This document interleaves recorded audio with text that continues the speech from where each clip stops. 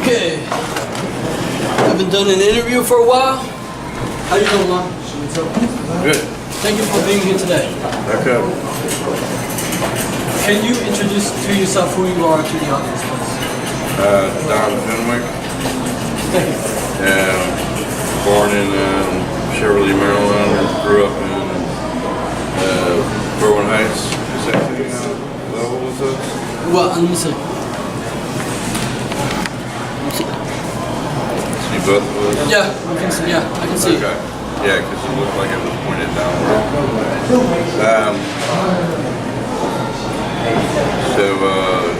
So I live out here in Montgomery County right now, and in the course of my 55 years being alive, I've been homeless for about 8 years now. One of my passions is to be able to educate people on the current education, right? Right. And in the current world, and I would like to make clear how did you become homeless? If you don't mind sharing. Oh, that kind of started a long time ago, and it's basically, to boil it down in a nutshell, it's just lack of finances for that matter. Either you're working and you have no life because you work, or you don't work enough, or you have no place to live. So for me, it was I worked many hours per week, and then I realized that this place that I'm paying rent to stay in, was like never there. So it didn't seem like it was valuable to me just to have a place to sleep and take a shower or whatever, or cook a meal once in a while for the amount of money I was paying out. It's kind of a choice thing. It's like I'd rather, if I'm going to work 40 hours a week, I'd like to keep most of my money and not have to pay half or 1/3 or whatever it was my income. Per income. Last night we were talking about how you read and you know a lot of things that most people don't know. How come? Well, I mean, when you get away from the television set and read books at libraries, and also we have the internet now. It's a good source of information. Not all of it's the greatest source of information, but for the most part, it's true. I mean, you got your Wikipedia, and then you just choose your subjects that you want to follow. For me, the many subjects I studied on my own, I decided to. I'm not having been in school since 1981, and I could never afford to put myself through college or even a tech school for that matter because of the cost. So Did you ever get in trouble, like in school, or did you have? No, not really. Not in my life. I've never really gotten any major scrapes or anything like that. A lot of homeless people have had trouble with the law, but not me.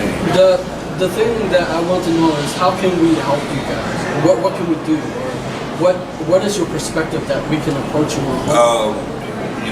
The whole thing boils down to the ego, and I talk about that a lot with a lot of people, and they don't understand what that is. What, the ego? The ego. Yeah. The human ego. Yeah, it's very strong. And it's like getting people to change their will from what they've come to believe to be true. What's necessary is what I've been battling against all my life, and even today, recently, in the past 6 years with my family, is fighting the egos of these people in my family that could easily help me out of my situation, but yet they refuse to. Why they refuse to help you? I don't know. They found one small enough reason that they feel, I guess, I deserve what I've got. But do you still believe that they're still, even if they did all that, can you still care about them? Sure I do. I wouldn't want anything bad to happen to them, but the problem is, if you put steps forward in motion, if you do commit a crime or do bad unto another person, eventually, sooner or later, it's going to come back on you. So, I mean, I feel the same way toward my family. It's just like, I feel like, they've intended to commit or intended to act in such a way that has really hurt me. So, like I said, if I did the same thing to another human being, sooner or later down the line, it's going to catch up to me. If I steal from somebody, maybe 10 years later or 5 years later, somebody's going to steal my stuff. If I physically assaulted someone, maybe later on down the road, somebody's going to assault me, or me even worse, So it's basic karma, rule of life, rule of belief. It has nothing to do with religion. What do you think about religion? I think it's way overinflated. It's into itself an ego problem. So there we go with the ego again. It's like everyone has an ego. Everyone walks around and thinks that they're better than everyone else. And the reality is they're no better than anyone else. If you look at the whole grand scope of things, we're but little microbes on if you zoom out of the earth, if you zoom out 100 feet away from people get smaller and smaller and smaller. So we're just like little tiny bugs on an eyelash. Thousands of us can fit on an eyelash, and here we are on planet Earth, but we're so small, we're not significant at all. But yet some people think that they're more significant than others. But do you think so there is the ego. But do you think they should be humble? That's up to them, sometimes it takes lowering people down a few notches to get them to understand what it is the ego is and how to deflate that. What is the ego to you? To me, it's something that is not really necessary to have. I mean, you have your natural will to live built inside of you. So the ego is just an accessory.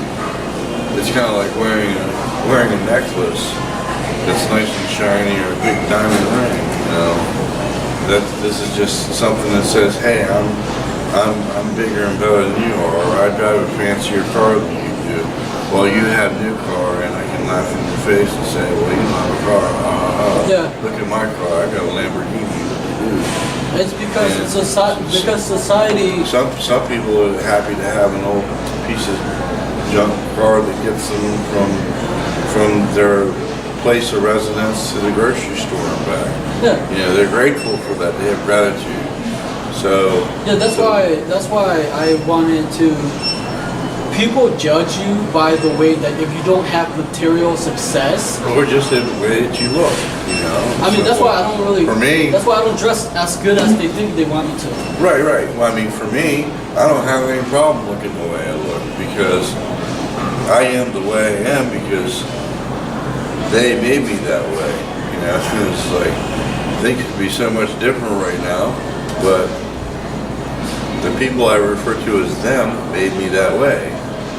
They gave me that freedom. So, they can do that, I can do this. That's what I want to. And in my phase of mourning, my father's passing September 7th, 2012, this is all part of that. How do you view success in your own way? Success is for some, could be dropping everything and completely leaving society, you know, going up in the mountains like a man named Daniel Suelo did. Completely disowned the idea of money. You know, currency said, well, this is worthless to me because basically money can't buy me true happiness. Money cannot buy the things that fulfill the soul and the needs of the internal. It only takes care of some of the essential and some of the existential. You know, some external. It's not an internal thing. So. But the thing is, so that's someone to read up on it if you get a chance. Thank you. Yeah, I will. Yeah. Do you believe in money is evil? I mean, because the other day, because I said money is a concept, an idea. Oh yeah, absolutely. It always has been. I mean, since the creation of you know our society has done for thousands and hundreds of thousands of years without it. It wasn't until, you know, you have to really study all of it, what it was in the beginning. You know, in the Roman Empire, they had gold coins and silver coins, and in England and any developed country, they brought this to as a means of trade. And before, people were happy to trade amongst themselves. They didn't need money. They had a chicken, they'd trade it for a big bag of rice or whatever, or many other things. If they were farmers, they bartered, or they bartered their labor, for food or what have you. So, because really the paper itself, you can't eat it, and well, if you eat it, it's not very nutritious, and you can't eat the coins. So you can try, but you can trade the coins and the things to go buy food, whatever you need. So that's become a more modern concept now. Now we're starting to go the opposite direction, away from paper currency and plastic and the credit system, and which is just basically returning it to zero. You're just trading one thing or the other. Where you look at the paper dollar, or the coins that are minted today, and since 1964 they haven't been working. President Nixon took off the gold standard, right? Yeah, that's right. And then the dollar amount becomes valueless, right? That's why. Right. Well, it's not valueless. It's just that if everybody still believes the dollar's worth a dollar, then so be it. But once the general population starts believing it being less, well, you've already seen that, because prices go up, rents go up, the price of what a car costs go up. So, in a sense, that's already happening, because the people that want more, like I said, if the dollar was still worth what it was in 1975, basically you should be able to technically buy a car for the same price today because they don't cost any more to make. It's the same components all over again, and here in 2019, coming up on 2019, our fuel economy hasn't gotten that much better. I mean, we have electric cars, but there's a trade-off there. It's expensive that at a certain time, when these electric cars get old, they're not repairable. You have to dispose of them, recycle them. And older cars, people used to keep them running for a long time. Now all the states don't want to see old cars on the road. So, if you have an old car, you have license plates put on them. They've really got it in for you. They want the state, especially the state of Maryland, I think this is a common theme between all other states too. They want you to drive, quote unquote, a car that's less than 10 years old. So they're putting this idea on you, and you're taking away your freedom of choice. So if you want to have that freedom to drive an old car, let's say a car made in 1975 or 1985, oh, you really get punished for that, and it's a fact. I mean, did I ask how do you deal with the daily basis of having each every day? every day. I mean, for me, it's just been I have to keep busy. If I don't, then I find myself very sullen, very depressed. But I'll keep active, and for me, that's what keeps me going. And How do you feel lost, or do you feel like do you have any meaning in life? Like any goals, or like do you? certainly there is. It's sometimes some occasions that I don't, when I go through my bipolar mood swings, then it's not there. So there isn't that same will. Well, like I said, when bipolar means I'm one way or the other. So today is a good day. I've had an okay day. The sun's shining, and I feel alright. I had something to eat, and I got a little bit of money in my pocket. Because I went out and I did the thing that I do, every day. I go out and panhandle. How do you get money, or how do you? I panhandle. So that's what I've been doing for about 2 years now. Is it hard?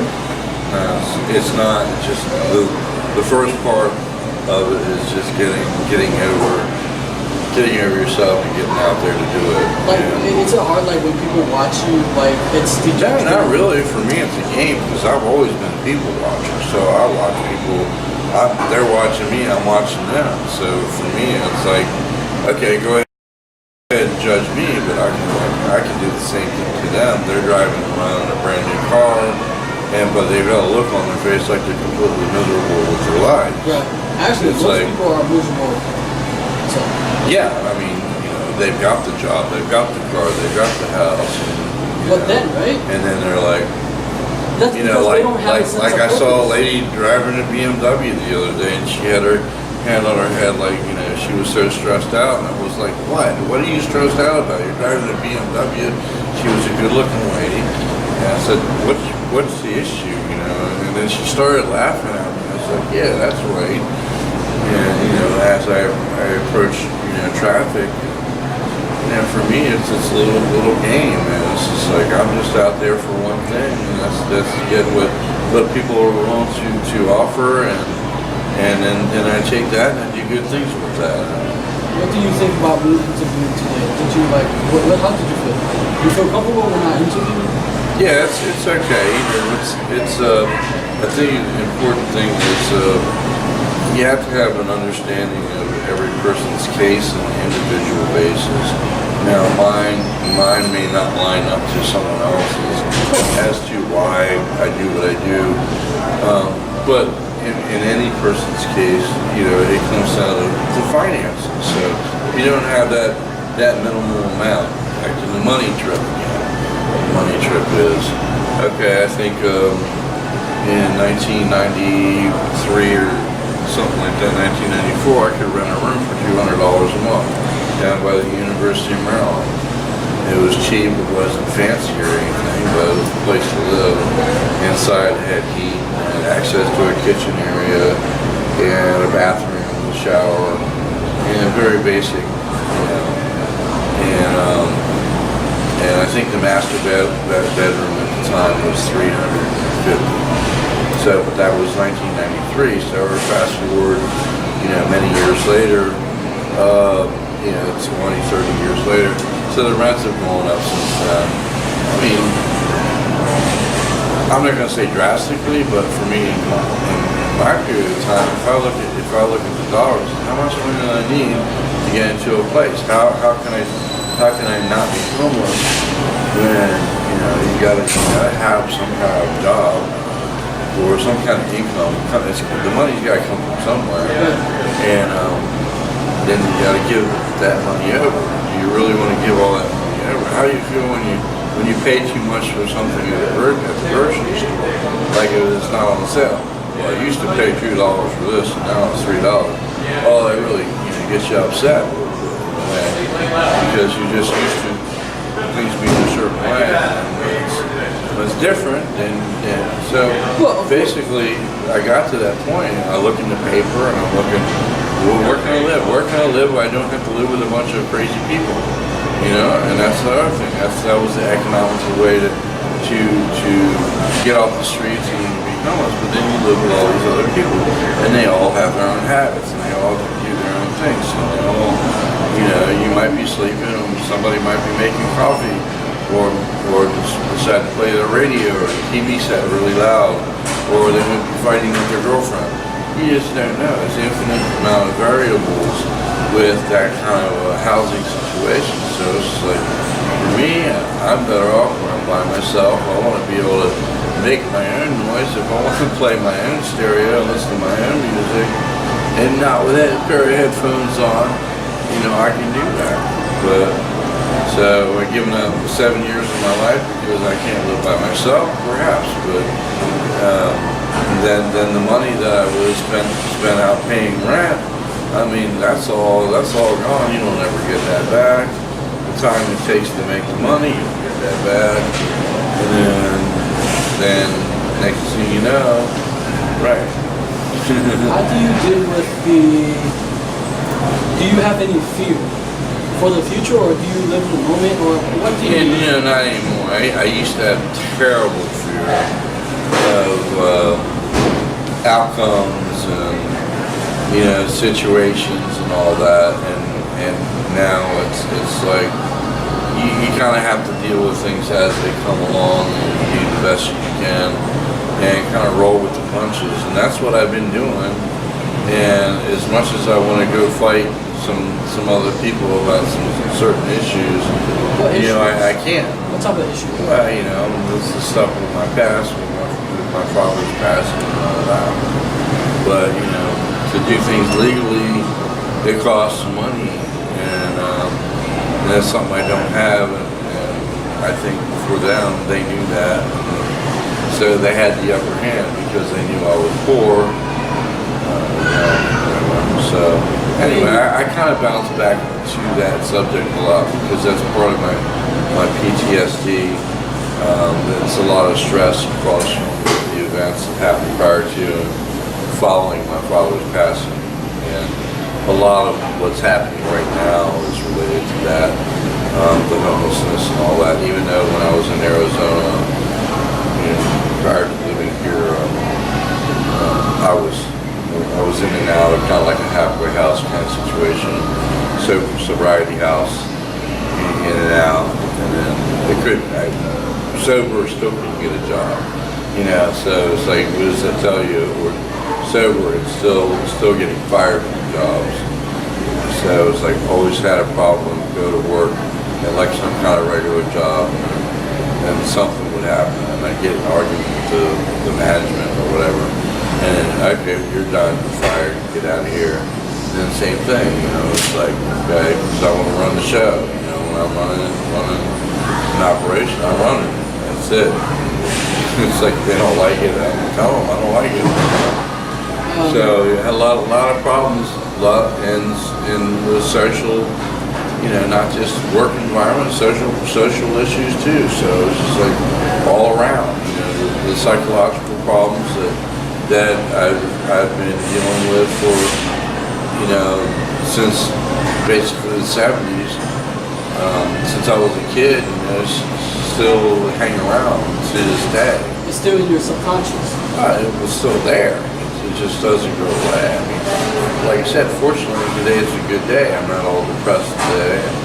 And for the past little bit while, I've been doing a lot better, but that doesn't mean it's not going to come back. It can't come back. I think that everybody has their off day though. I don't look forward to it, but if it happens, it happens. And it's okay, well, I'm having a bad day, so I'll sleep and I'll I'll dwell on negative thoughts,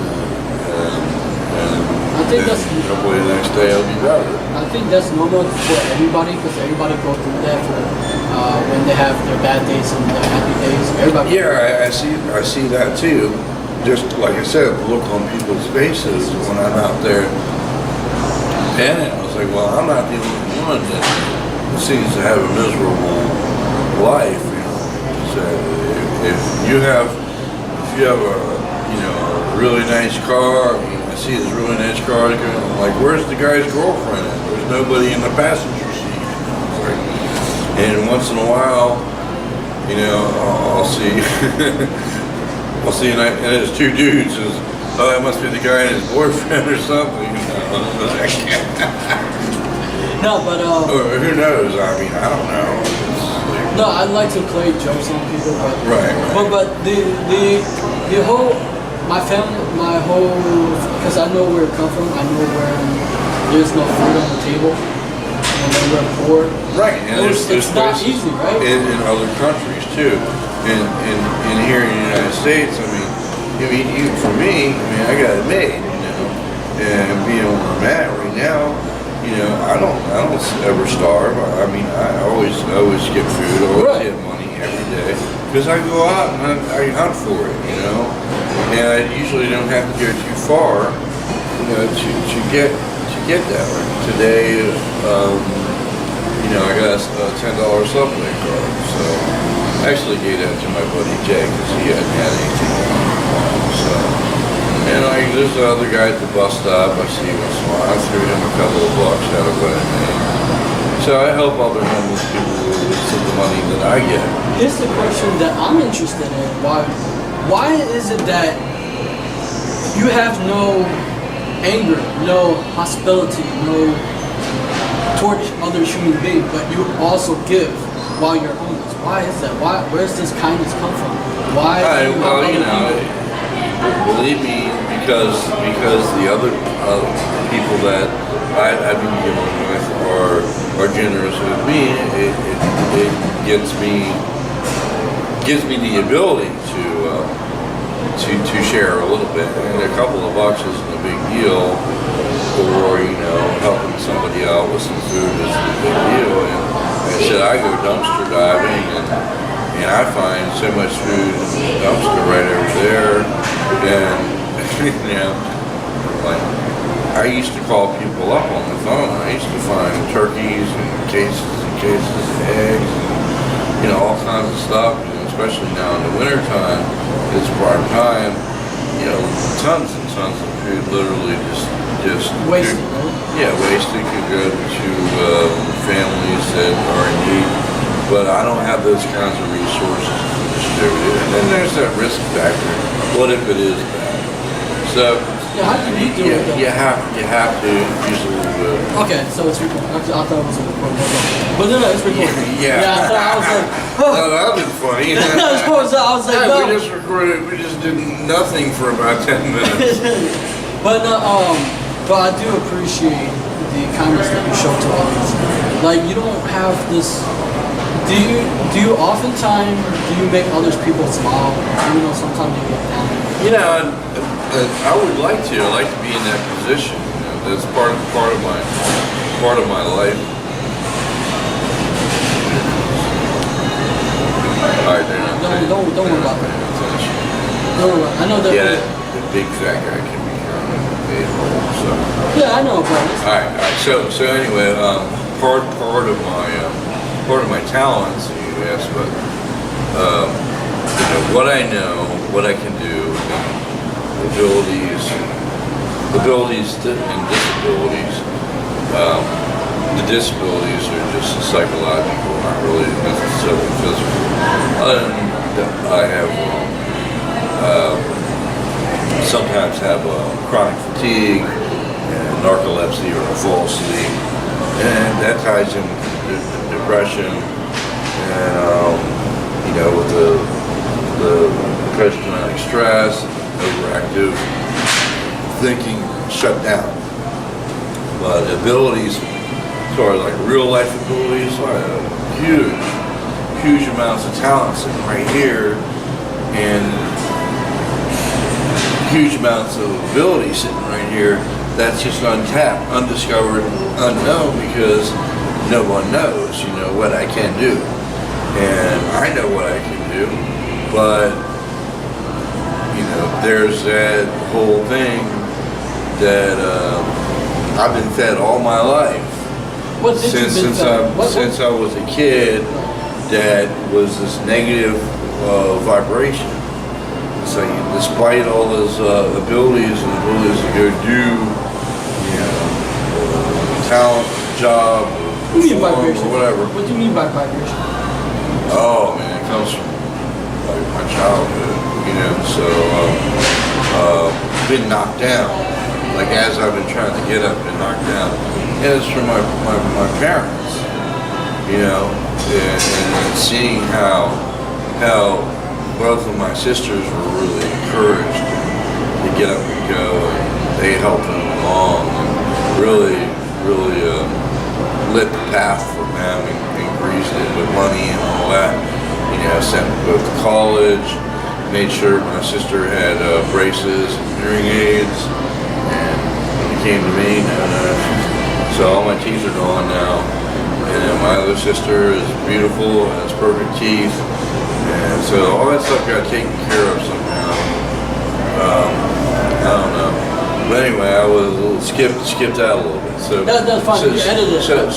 So basically, the way I felt about is when you've been told you're a piece of shit all your life, where do you go from there? It's like, even though you got this great talent, but there's all that thing is always there.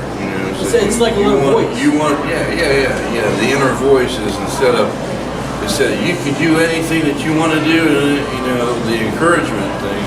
All I can take from everything that I've learned from what I've been taught by them is that I'm not worthy of anything, because I was cut out, I was disowned, I was blackballed and black sheep. Okay, all these plans made and actions made prior to September 7th, 2012, and all that stuff that happened is to send me a clear message. Okay, you're not part of the family. You're not part of us. You're not with us. So okay, fine. Those people are gonna go their own way, and I'm gonna go my own way. But I'm still left with this thing. I remember what you said, by not what you said, not by saying it to me directly, but by your actions.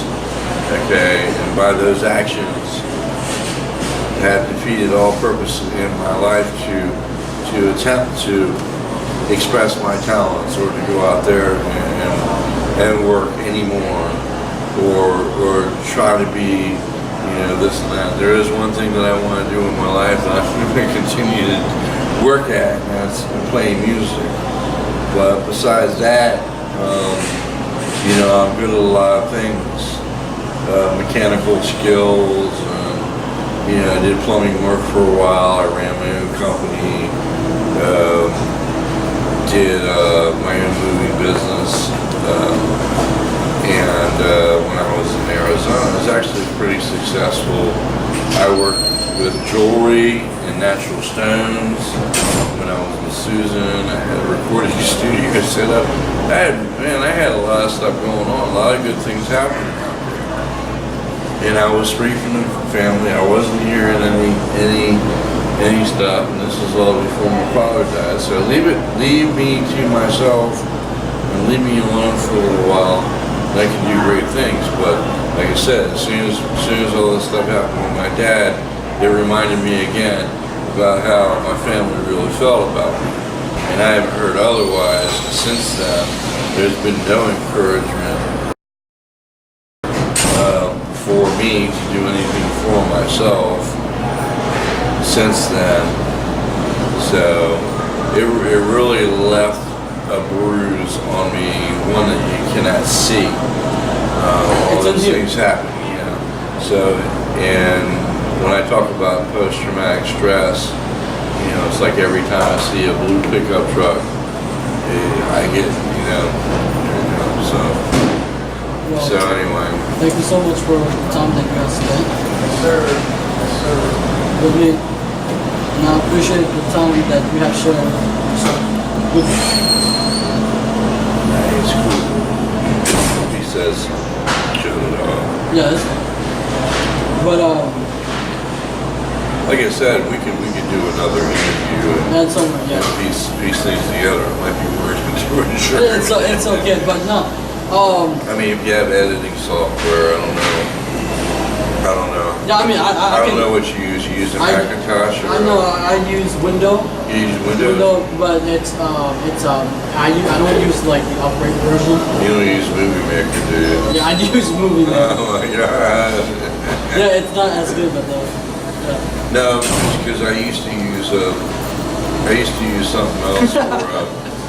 He's alright. Yeah, he's cool. I like him. Yeah. I used to use not Final Cut, it's too expensive, but I did a lot of video. Was trying to experiment with that when I had my audio recording studio, because there was times that they wanted me to sing audio, You said you like music to what type of video. music? Oh, any kind. See, you being out in a recording studio, this doesn't mean I just play rock and roll or whatever, you know. But now I was all set up. I had everything: baby grand piano, synthesizers, drum kits, the rack mount gear. None of this computer shit. I had one computer for at the end, after I got done, after everything went through all the processing, I saved a copy from the master tape, left-right audio, into the program called Goldwave, and it would run on Windows 95. Really? Oh yeah. And all you needed was a Y cable, and a cable to go in with the left-right on one cord and one line in. You didn't need a fancy interface or anything. You didn't need any of that. It worked just fine. And I ran that to the computer into one of my compressors and ran the tape machine directly right from one, and I hit record on the one, hit play on the master machine, and just record it. I'd set it up to record like if the song was 5 minutes long. I'd set the recording for 5 minutes and a half, and then I could edit out the beginning and the end in Goldwave, so it was like right there. So right into a WAV file, and then from there to MP3, or whatever I wanted to do. And the funny thing is you don't need no top of the line computer to do all that. But now, like with the new interfaces running ultra high bit. But see, I'm just waiting. I never really got into it. I want to get into it when it goes 432 or 64 or whatever. What would you like to leave the planet with? One word or a couple? I just want to do what I always wanted to do when I was 19 years old. I mean, like for the people. I mean, for the people, like for the audience. And be respected for my decision in life. And I feel like since I made the decision when I was 19 years old, I haven't been respected for that, and gravely disrespected, because no one has come up behind me and said, this is what you should, we think you made the right decision, this is what you should be doing, instead of deciding when I'm 52 years old that I should become an auto mechanic. Which is a bunch of BS, because even in the even back then, when I was at that crossroads in life, and I was like, oh, what are you going to do with your life? And I didn't say, oh, I want to become an auto mechanic when I was 19, back in 1981. Okay, so 1981, and my dad dies in 2012, and all of a sudden, they put in as well, we're gonna give you all these tools and machinery because we think you should become an auto mechanic. Okay, well, why don't you just give all that crap to my sister, and she's 56 years old, and say, hey, Linda, we thought it'd be a good idea, you become an auto mechanic. Okay, nobody asked me about any of that before that other will was drawn up. So this is another thing, going back to my PTSD, it fucking drives me crazy because whoever thought of this shit was not thinking things out too well, not thinking things out too clearly, whereas an adult. So basically you didn't have a choice to be. Well, you know, I got all this stuff. I've been spending 6 years dragging all this crap around with me and selling off here at a time. You see, I went into a pawn shop 6 months ago, and I bought an entire 5-foot tall toolbox full of brand new Craftsman tools for $475. So it's not like I can't get tools if I need tools. So for them to leave me tools and my father's will, whatever, you know. It's like what I need is a fucking house to live in. That's what I need. Okay, I don't need all that shit. Other shit now, I wouldn't mind if everybody split things. There's 3 children in the family. I mean, do the math on that. What's that? 33.3%, right? You know, it's like, isn't that the way it should be? And last I checked, I had the same DNA as my father, and it wasn't back in 1964. My mama found me on the street, and she said, "Damn, that's a cute little baby," and picked me up and decided to take me home with her and take care of me. Okay, now I was born in Fenwick, so you know I'm part of this family no matter what. If you don't like my hair, you don't like my beard, you don't like the music I listen to, then too bad. Sorry, we have just basic, simple differences. But you want to be accepted for who you are. Yeah, I mean, I've been doing the same thing I've been doing since I was old enough to do it. You know, so I don't see what the big deal is now. And now that smoking pot is legal, see, I used to smoke pot when I was a teenager. You smoke pot? Back Why then. did you do it? You were influenced by your friend? Oh, my sister was the first person that ever gave me a puff of marijuana in my life. Oh shit. Imagine that. My oldest sister, the one that stole the estate from me, wanted to introduce me to drugs. Now, eventually, I probably would have found it on my own, but, I mean, let the facts remain the facts. I mean, I wasn't going to be an angel for the rest of my life, you know. Basically, when you turn into a teenager, you turn into a little shithead, you know, you start doing things. Yeah, that one, I got in trouble a lot when I was a teenager. You get into trouble, and you want to, for what your parents won't teach you, you got to find out on your own. How does this work? How does that work? You know. So. Well, thank you so much for your time. Oh, I've got so much more. I could fill up on the tape, and well, hopefully, I don't know how. I'd like to see the edited results. And if you decide to put it up on YouTube on a private channel, I'd like to send it out. No problem. So, well, it's about to run out the battery. Maybe. Okay, guys. Today we had an interview. Amazing friend. Let's go. Thank you so much.